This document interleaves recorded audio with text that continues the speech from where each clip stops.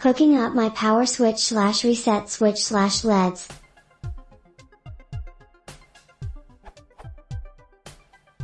I'm working on building a computer, first time for me.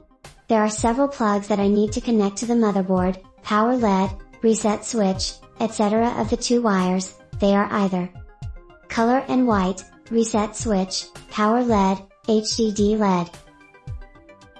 Red and black, speaker, power switch. The manual for the motherboard has a nice diagram of where to plug them in, but has them labeled plus or. Which colors are positive, and which are negative?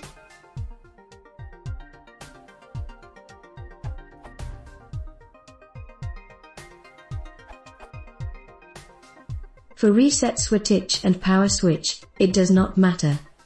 By electrical convention, red is positive, black is negative. For the others, generally I think color is positive, white is negative. For the connections you have listed, you will not damage your system if you connect them up backwards, the light simply won't work.